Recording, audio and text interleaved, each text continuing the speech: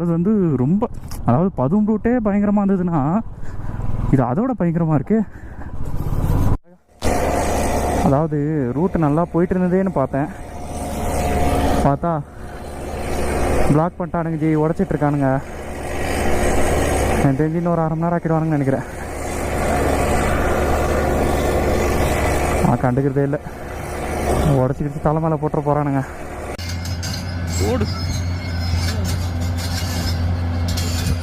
தள்ளு தள்ளு தள்ளு, வீழ்ந்துரு வீழ்ந்துரு வீழ்ந்துரு. வீழ்ந்தா நாங்கள் போயிடுவோம் இன்னைக்கு.